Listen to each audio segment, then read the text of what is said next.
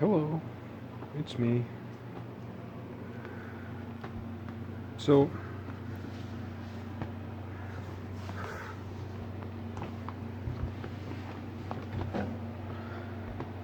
I'm gonna throw away some of my shoes.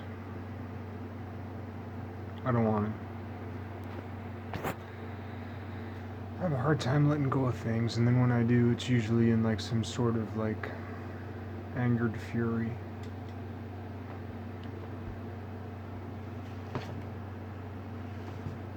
I have several pair that are all the same.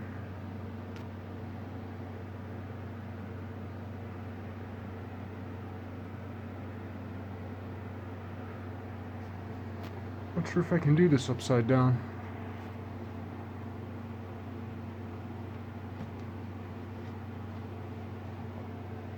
They were all $10.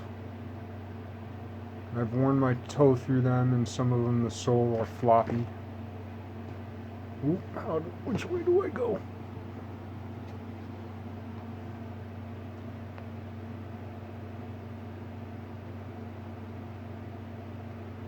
These are my good ones. These ones I'm actually going to keep until I fix these, which are my youngest pair, which I've worn the least, but well, this one isn't as bad. This one's lost on the front, but this one's. I'm gonna shoe glue them. So once I know these are okay, these other ones are going too, but the rest of them I'm gonna throw away. They were all about $10, maybe 12 at Walmart. I think these ones might have been like up toward 15.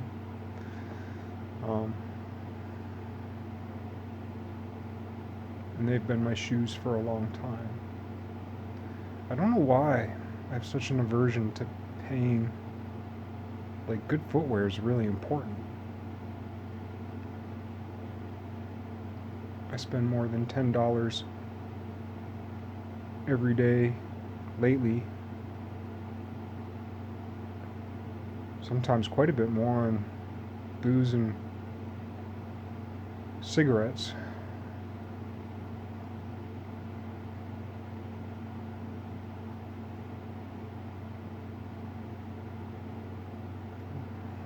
I'm a weird dude.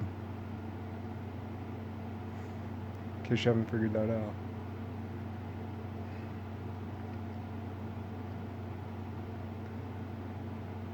I had a rough few days, rough week. Let's put it this way. I was mad at the prophets. I use that word too much. I don't know what other word to use. It seems a little less inflammatory than magicians, sorcerers, witches, disciples. Well, magi is probably a pretty good word. I think most people can agree on magi because you tie in the magicians and you tie in the religious folk. Most people wouldn't associate the magi with like hyper rationalists. One of the big problems I have with different types of magic has to do with the Old and New Testament, has to do, I guess, with that whole thing between like paganism and monotheism. Though I have heard the term which I prefer, henotheism, though I've heard it interpreted in ways that I don't prefer. The way I don't prefer it is there are many gods and my God is the best one, versus a hierarchy of gods where there is a God of gods. To my understanding, and I know a little, very, very, very little of Hindu, but that would be, the Krishna figure would be the God of gods. Which, to my, parochial? Provincial. Thanks, Beauty and the Beast. To my provincial understanding, which reminds me of when I said fecundatory the other day when I meant fiduciary, which I didn't realize until I heard Marianne Williamson and Andrew Yang talking on Yang Speaks. And I just realized it was only about a year ago that I heard about Andrew Yang, and the very first day I did, I watched him because he gave like a 1 or 2 hour speech, or multiple 1 or 2 hour speeches pretty much every day for like 6 months from that point. And I watched them every day, binged watched them, got home, watched him on lunch break on my phone. Anyway, yeah, from my provincial understanding of Hinduism, seems maybe more like, maybe more matriarchal, or not matriarchal, more balanced than like Greek mythology, Norse mythology, even though, well, and we should make the point that Athens is named after Athena, and that our own Capitol building has a woman atop it. But there's just something more feminine even about the masculine gods of Hinduism, which on the one hand is nice, but then that also underestimates the viciousness of the female force.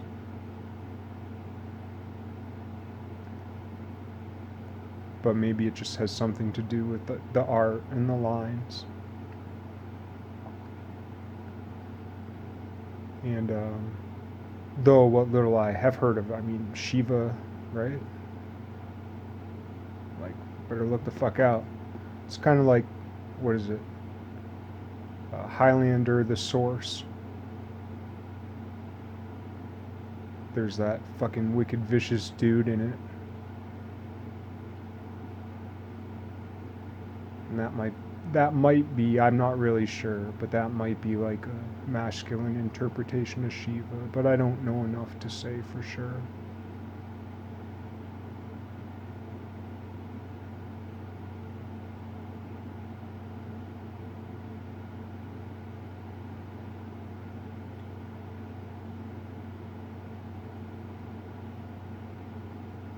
I was thinking today when I was going to buy some spiced rum, I was thinking I was going to buy Captain Morgan's, but then I saw some stuff that was like a third of the price.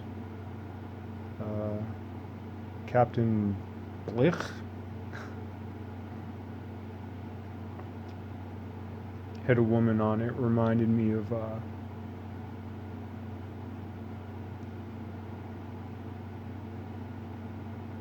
it reminded me of what's that movie?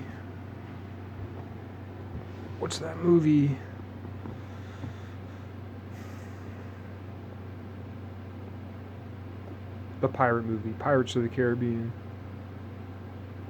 The one where there's the lady dude impersonating the Johnny Depp character.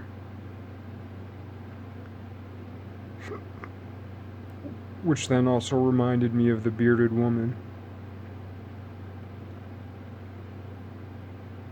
Which reminded me back to 6 months ago when this particular vein of me speaking directly began.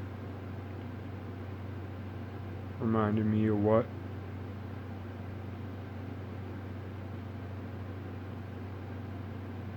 What the good fight's about.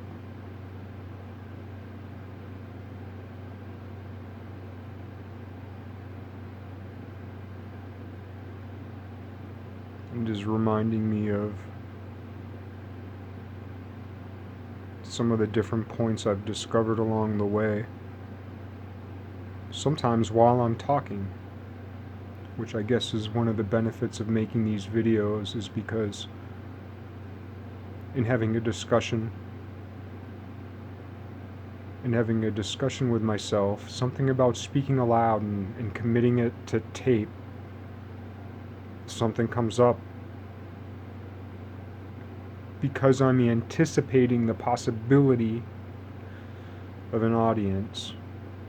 I interact with myself in a little bit different of a way than I do when I'm just jabbering in my mind. When I'm jabbering in my mind, I'm anticipating talking to myself on my phone. A lot of the time. And then that part of me pops up that says, "Shut up, Jeff," because I'm always at the microphone. In my private time, I'm always at the microphone.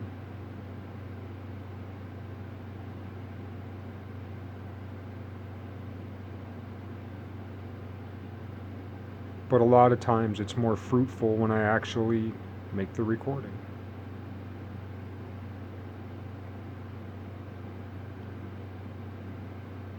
And I'm discouraged that the prophets know so much. And I'm discouraged that the prophets know so much about me. It's very... Sometimes it's humbling. Sometimes it's like apocalyptically, suicidally crushing.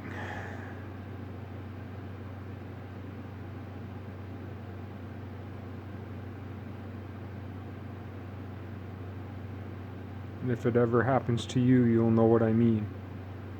I'm hoping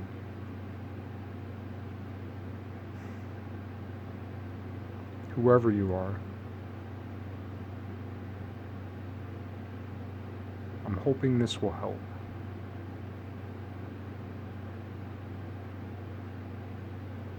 I didn't have this, but also they didn't have what I have.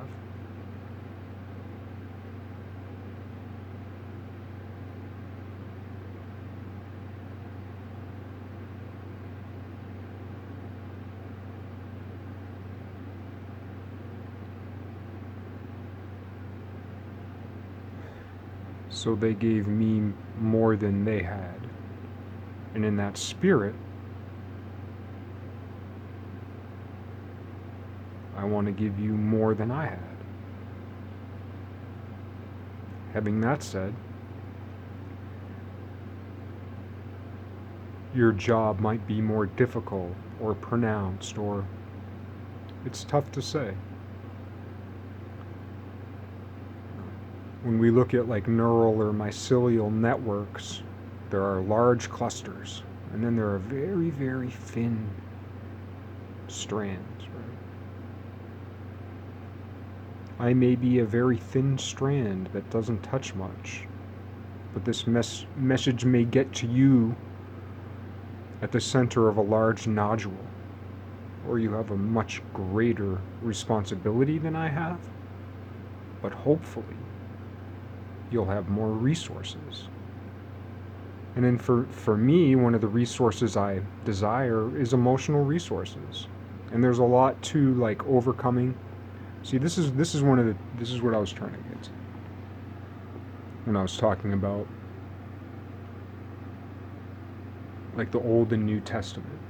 To me, I relate that also to the Carlos Castaneda books, which I've talked a little bit about, and it's been years since I've read them, though I've listened to a couple of the audiobooks and just kind of perused bits and pieces here and there, but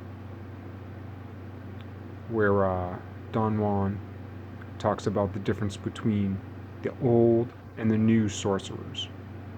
The old sorcerers stretching back a long time in South America, and the new sorcerers coming about somewhat after. I think he said somewhat like maybe in the 1700s-ish, which also corresponds to the American Vespucci, Columbus, the European invasion, if that's the history you believe, because there's also the idea of the Africans and Indians having come here like before, I'm not going to go too far down that side road. I might touch upon it, but that's like a whole nother story. But as far as those like tripping balls, cannibal, human sacrificing motherfuckers, I'm not saying that's all of the ways that the old sorcerers were. But don't think it was just some foolish thing they were doing, which is obviously a foolish thing. But magic was involved. And it wasn't necessarily just like, it was, we can assume or imagine that it was as vicious, brutal, and disgusting as like that movie Apocalypto with Mel Gibson. But his depictions of the quote-unquote magicians, priests, they look a bit foolish. Though powerful politically, they look a bit foolish spiritually. But we shouldn't think of them that way. The movie The Fountain probably gets a bit closer. Well, it does get at least a bit closer.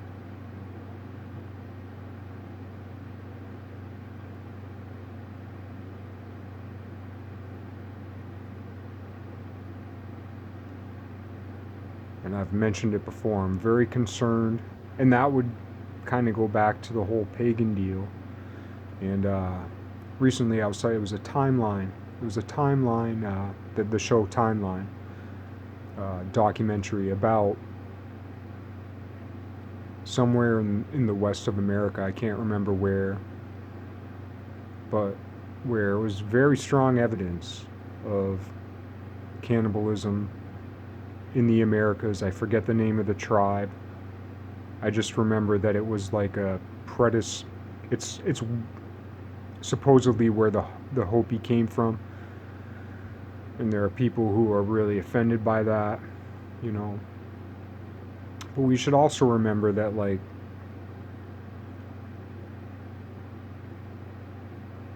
let's say I was from Roman descent, right? I'm not necessarily.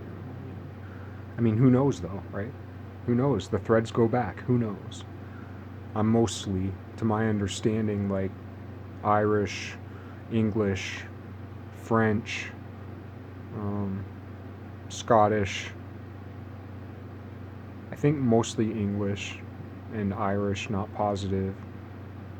And supposedly there's a smidge, because in one of my old ancestry, one part of my family has this ancestry book, and like I think my like great like my third or fourth great grandfather was just referenced as being named Alfonso, a dark-skinned man. Who knows what that means? And then never mind the rest of it, right? A lot of this shit with race is just horseshit, but because it just keeps going back. It just keeps going back. But let's say I were Roman, right? Like, and they said, your ancestors fed people to lions. And I'd say, my ancestors were a bunch of dumb fuckers.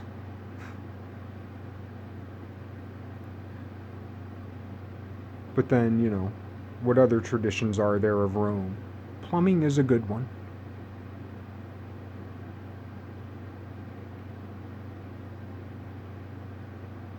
What other traditions are good? All the wonderful works written in the Latin language, even after Rome was gone and it was Roman Catholicism, but like Latin, like there's still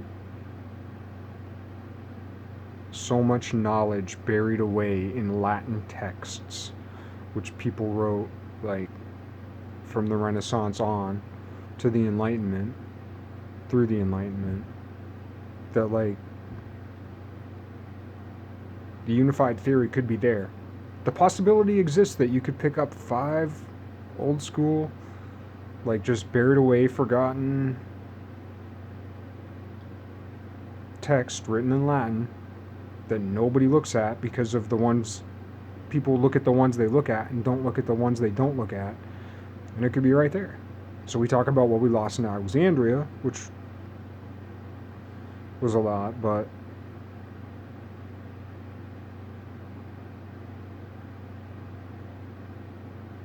what about what we got? What about what I got?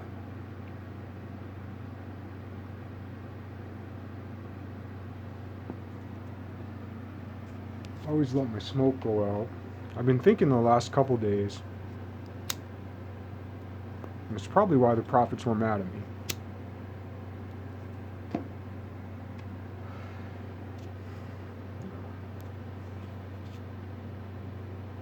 Like, if you saw my last video, I was like,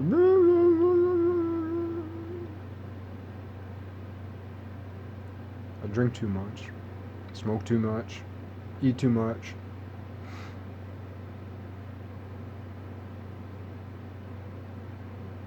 I haven't been with a woman for a long time, but I still just think about women way too much, you know? Which is just abysmal considering the disaster, the total disaster, and I can't even describe the disaster my love life has been.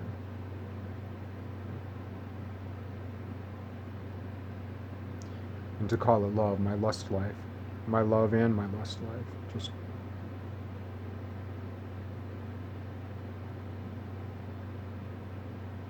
But I recognize within myself very, very carnal. Sorry if that grosses you out. I don't blame you. It grosses me out. But it doesn't stop it. Knowing it don't help.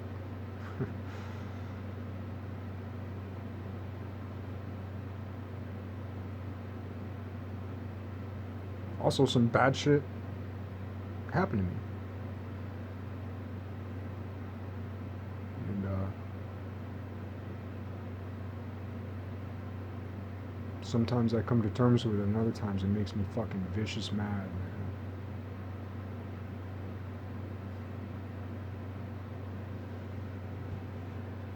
And it's true what they say, you know, when bad shit happens to you like that, it ain't always just because you got some sick fuck on the other end of it. Sometimes it's because you got someone who knows what they're doing, and they know what they're doing up here.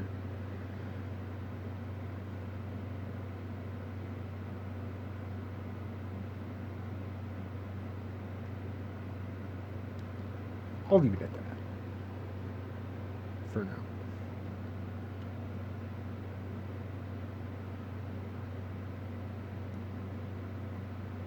But anyway, my melancholy.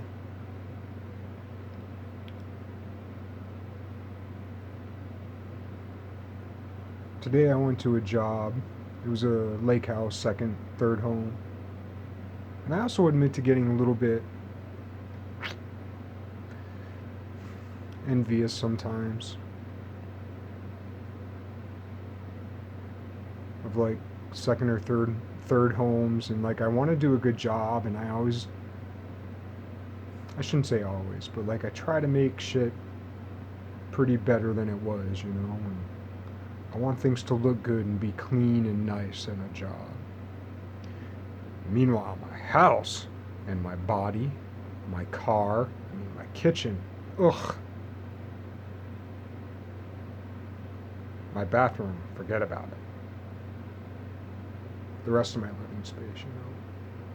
But then, compared to what? There's that movie, Slumdog Millionaire. Like the outhouses in that movie. Well, it's better than that.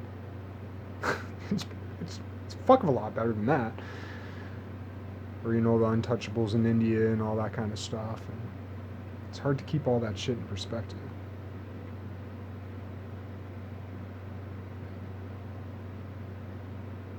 I have to remind myself, like, why I'm doing what I'm doing. Not to mention, man, there are rich people Yeah, I'll leave that for another time, but I'll leave a note for myself in this video, because presumably I'll watch it again, even though it's not that interesting.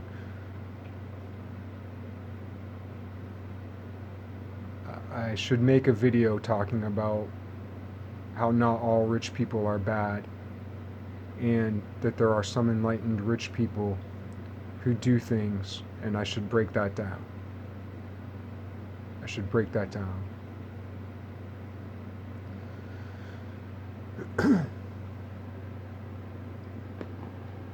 And that those particular rich people aren't what you think. They're not how they present themselves. It's something that they do. Okay.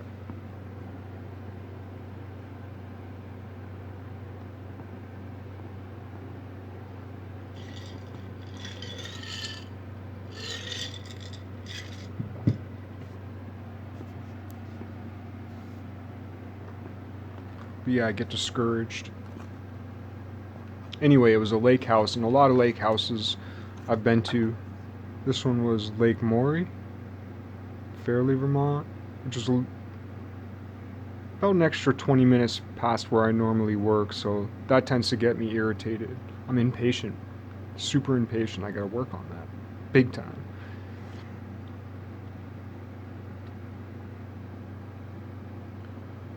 But anyway, like a lot of lake houses, if there's a bank down to the lake, they'll have like the garage or some kind of like outbuilding at the top near the road with a driveway, a garage, whatever. And then the house will be down further. Sometimes there'll be little bridges and walkways or this or that. But I've noticed that. I don't know much about lake houses, but it seems to be a pretty common feature. And so at this particular one, like there's a garage here and then a stairway down, and then you got to walk all over this just hilly whatever to the lake house. Well, up on the landing, they have an outhouse. A lot of the jobs we work on, there's outhouses, you know. And so I went up and down these stairs quite a few times because I usually piss about once an hour. I piss a lot. And anyway, there was like a dead squirrel with some like wild animal scat, and I'm not sure what kind it was. It was probably either fox or coy dog by the looks of it. I don't think it was like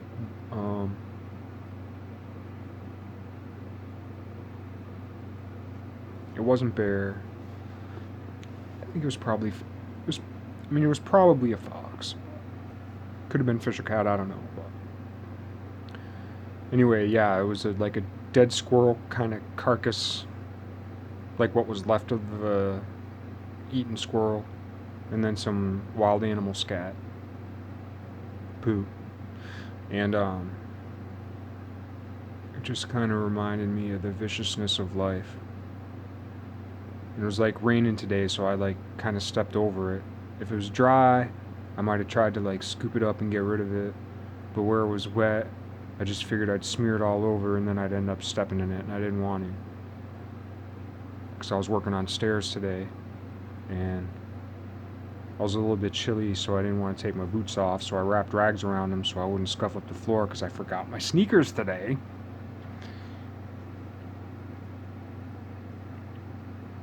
Anyway, it just reminded me, yeah, I was working on stair risers and skirt boards. So just sitting down,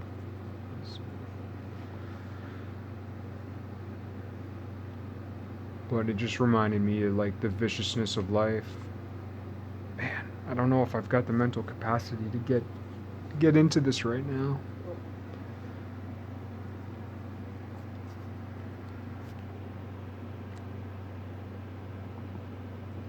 I don't know if it'll amount to anything. It's got to be interesting enough for someone to watch it.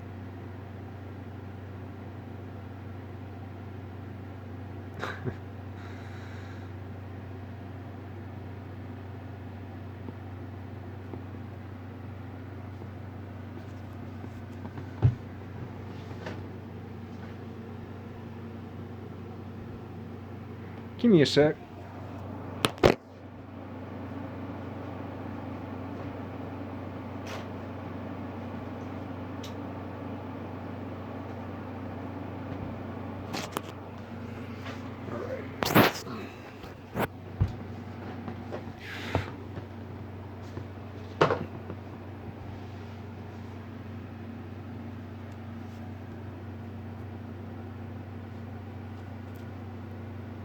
I have been thinking of, once again, it keeps coming up of like what a drunk and smoker I am, how I want to stop.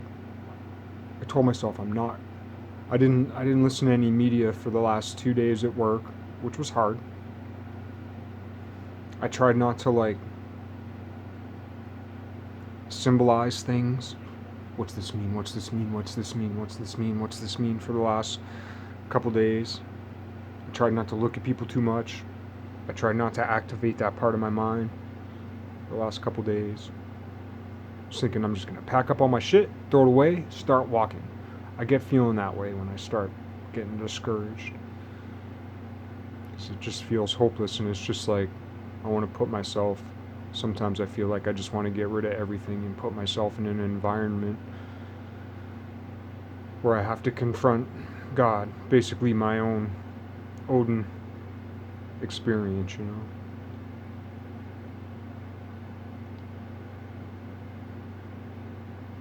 I presume that's coming.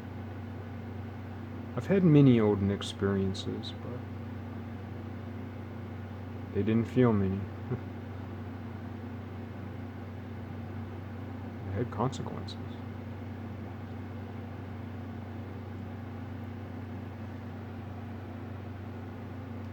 But this comes up into like one of my concerns about enlightenment, living long, magic, discipleship, sorcery, immortality. I've talked about it before. My concern about the difference between like eternal life and like forever life, long life. 100 years, 200 years, 1,000 years, 10,000 years, 1,000,000 years. Imagine living 1,000,000 years. And the difference between that and eternal life, a timeless life.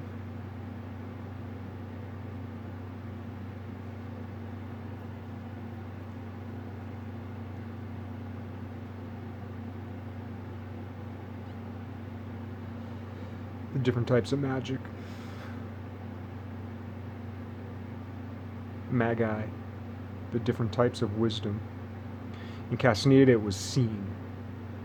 Seeing. And he describes how the old, he called them brujos. But it was just the word he used, you know. I don't think he was necessarily attached to it. Don Juan. Not the romantic Don Juan Matus of Castanedan fame.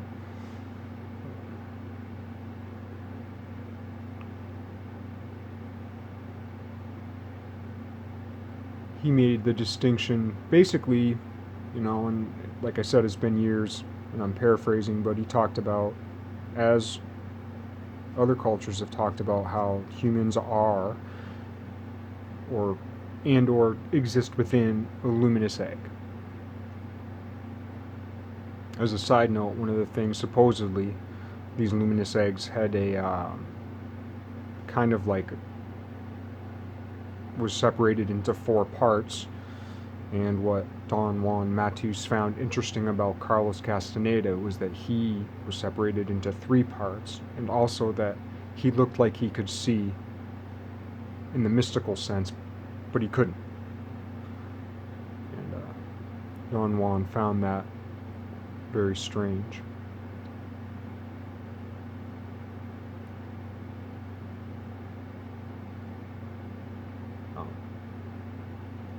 And the whole idea with the luminous egg is that we see the world depending on the way.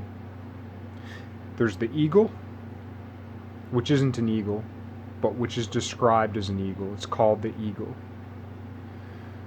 And the eagle's emanations are all these infinite strands and tendrils that reach out. And we as beings are luminous eggs. And one of those tendrils from the eagle reaches out and connects to a point on our luminous egg, which is called the assemblage point. And when you move that assemblage point, that's when you quote unquote shift realities, go different places, see different things, become something else. Tripping can be involved in that, all that kind of thing. And typically it's very, very, very, very, very, very, very uncomfortable to have the assemblage point shifted. To become a master would basically be able to have free reign over that assemblage point. I can't remember his terminology, and I've only had what to me has been profound, but I understand is very, from quote unquote the average Joe, I've had what I would consider profound experiences compared to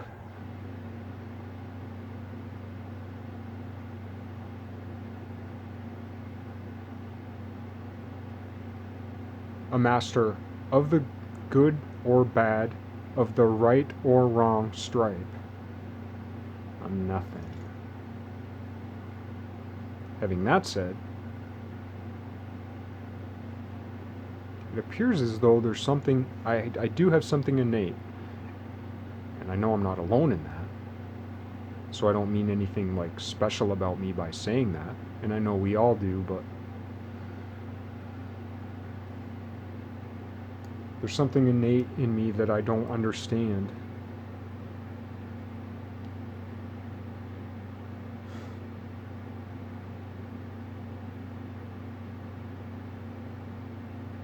That has attracted a great deal of interest. Maybe you know what I mean.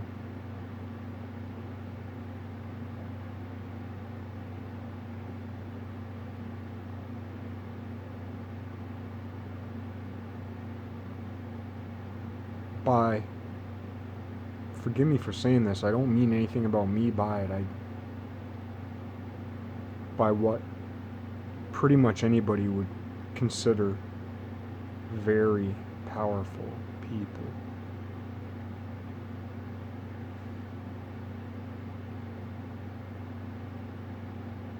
And it's hard to get used to.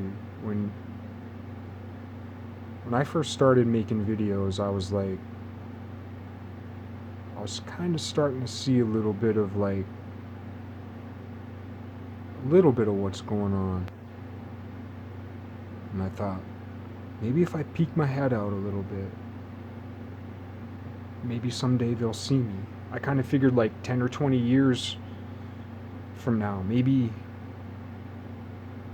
I could just kind of poke my head out a little without causing any rifts or whatever, and just kind of be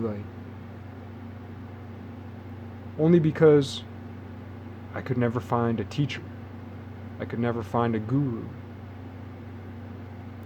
In one sense, friends have helped this or that, or everybody's a teacher. Different books and information and all that kind of thing. And then one day, I made a video under a pseudonym, and I was thinking about starting to create false identities, and not in a bad way, but because I thought, well, I don't want to take credit for anything. I want everything I do to be not accredited to me. I want everything I do, because if I get something right, back when I thought I might get something right, I thought,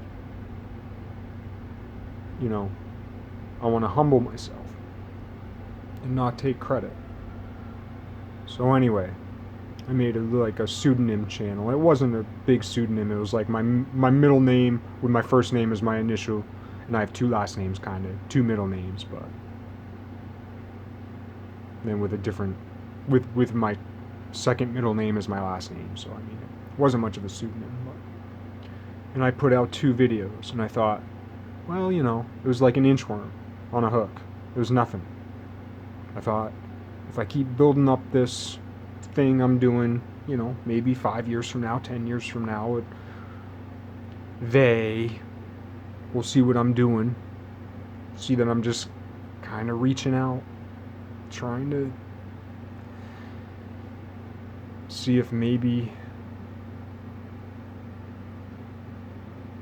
they could help me help them, and they could help me understand, selfishly. Call it what you want.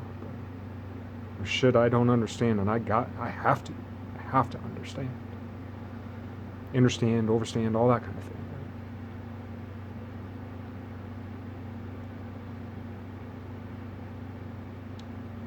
And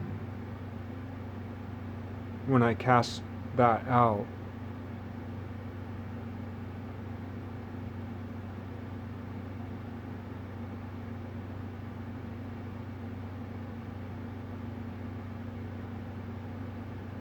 I caught Moby motherfucking dick. I thought I would have been happy if I got a minnow.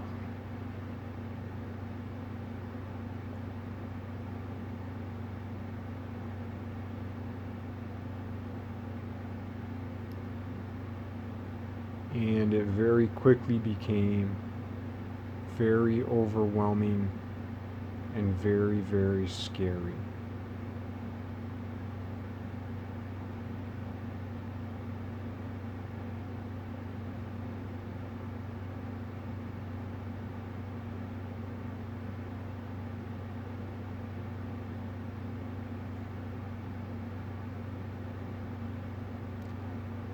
Just gotta think there's 2 ways I could go right now, and I just gotta think about it for a second.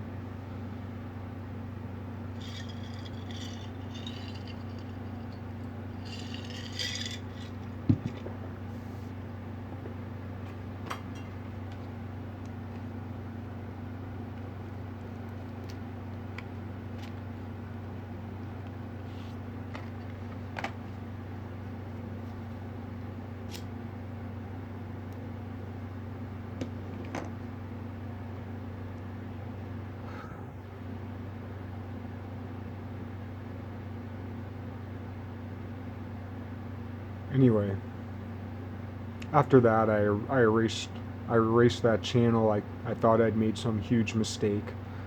I couldn't believe that I'd been seen by them.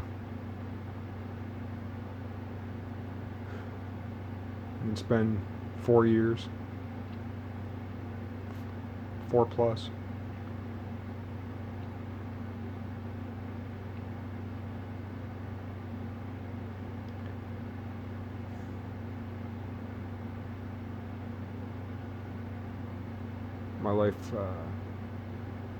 My life was threatened.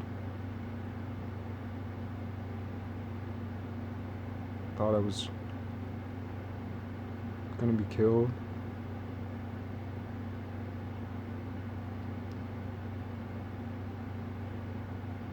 I wasn't. Haven't been yet. But I'm doing a pretty good job myself, you know.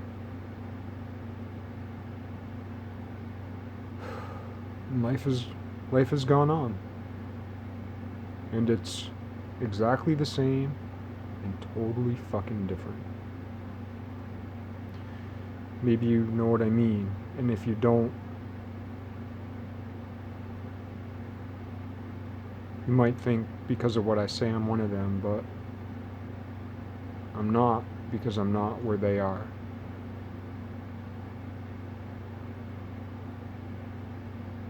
At all. Not even close. And if it means anything to you, I just want to reach out to you.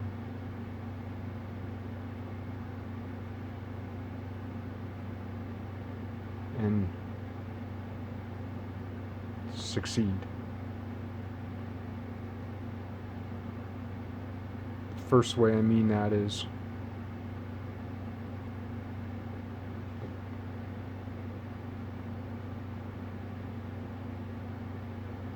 be strong. And by be strong, I mean get through the day. Get to tomorrow. And when it's tomorrow, get through tomorrow when tomorrow is today.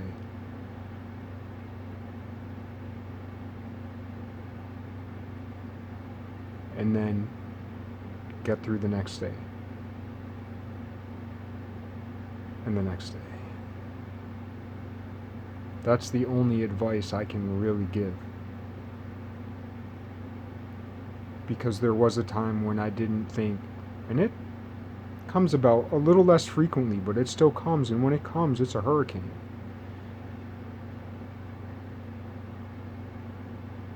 And that's putting it mildly.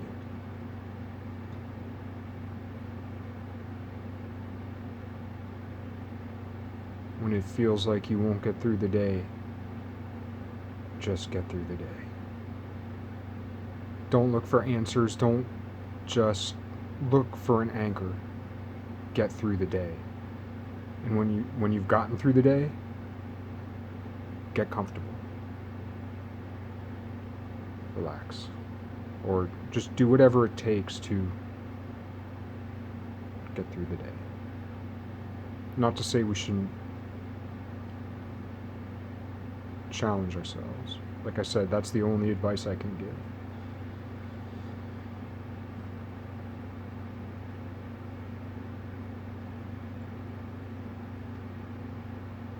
Because that's where I'm at.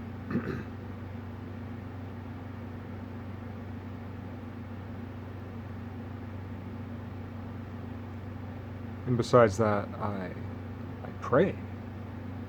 I hope, I pray. I wish you well.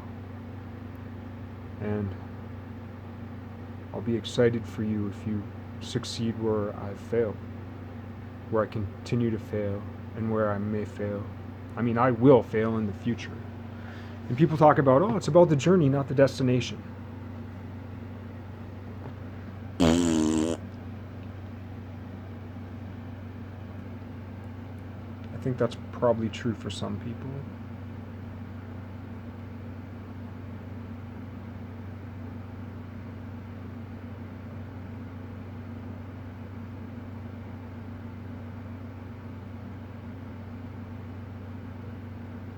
For the pilgrims coming across the ocean, it wasn't about the journey. They had to get there. When Harriet Tubman was bringing 300 slaves across the border, so to speak, or for real, but it was about getting there. Yeah. The shorter the journey, the shorter the journey, the better. We're going somewhere, and the sooner we get there, the better.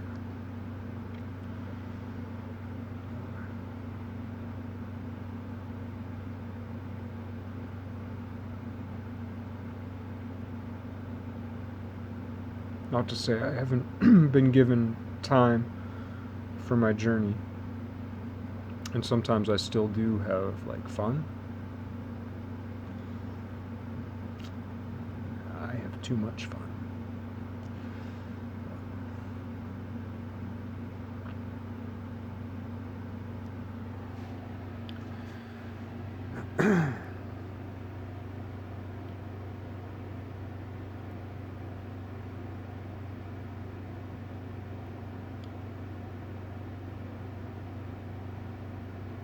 So yeah, I was thinking about the murderousness of the world, living in a world that eats itself, and I've gone over it before, but I guess this is a good place to go over it again.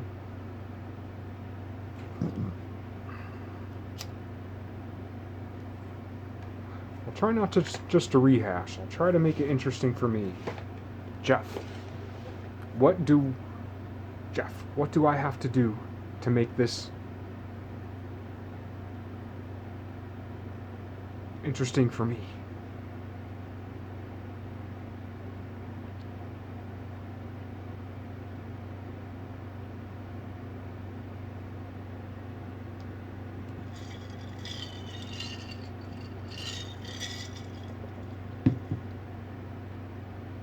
You know, the whole idea of, I've talked about it before, free will, game theory,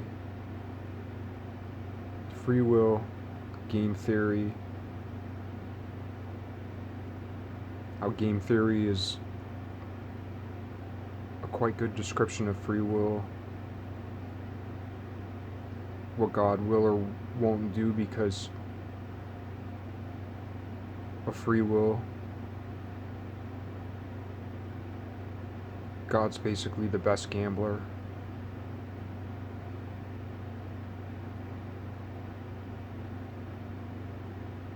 Also, because it's the accumulation of free will, because we've been given free will, God sees the furthest. And if you're not into that idea, then think of it theoretically. If you're not into that idea, you have to, it is rational that there is a dominant individual, even if that individual is an individual living idea.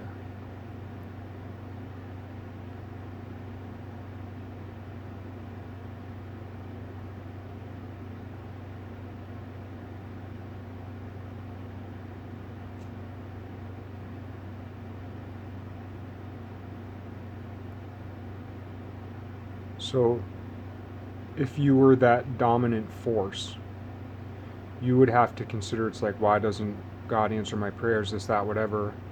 God has to calculate, so to speak. God has to calculate the chance that what God does is going to affect your free will in the way that the butterfly effect affects everything else. So there's everybody's free will, everybody's wants and desires. God does know what's right and wrong.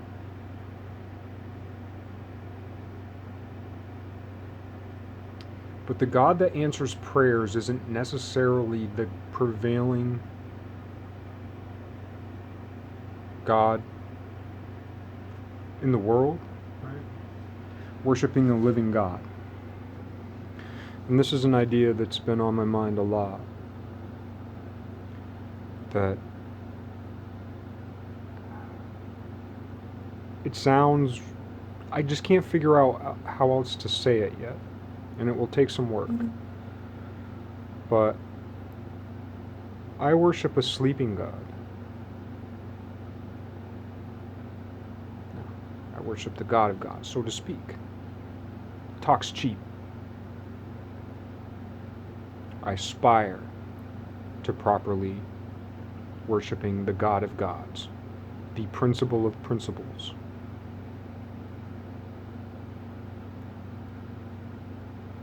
Decrepit as I am.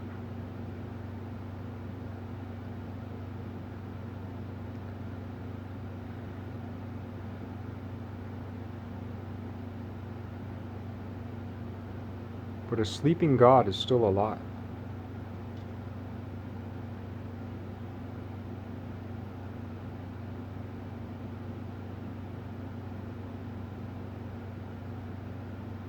And that sleeping God so wishes to wake.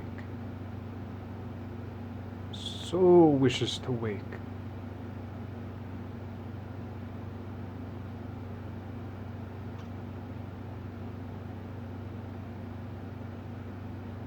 But we are that sleeping God as the Omega.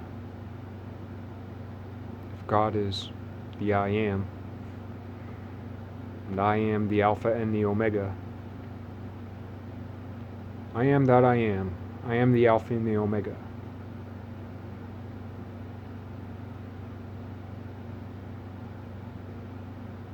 Which is like the A and the Z, the beginning and the end, right? But that end is where we are. God will, the Alpha will Omega. But it's up to us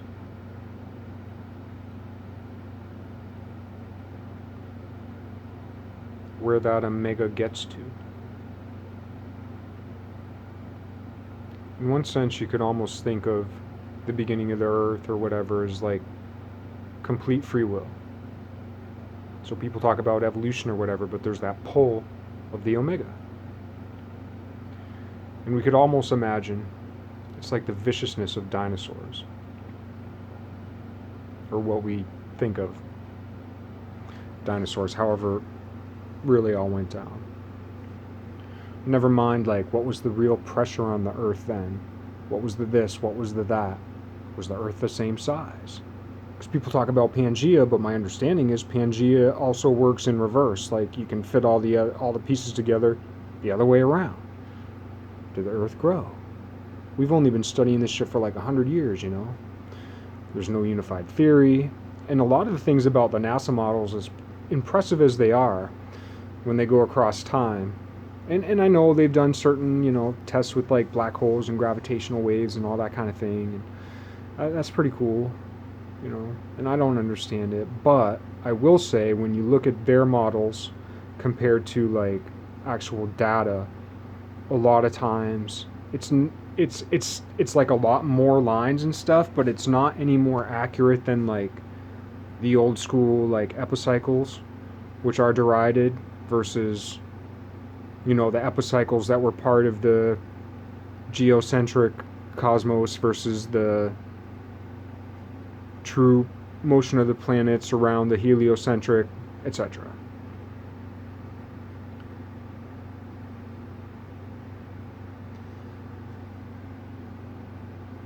So a lot of their models aren't necessarily any closer than that, and it's like, what's that giant leap of knowledge that you're missing that would actually make your models correct, right? Considering different pressures, different temperatures, all that kind of thing. What was the Earth really like then? What was time like then? If the pressure on the Earth was different, were freezing points always the same? Were boiling points always the same?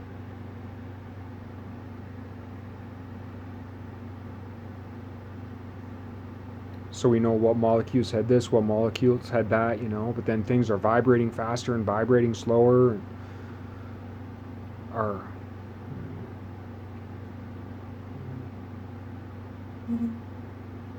uh-oh, losing power. I'm not sure I'm gonna make it. We'll call that good.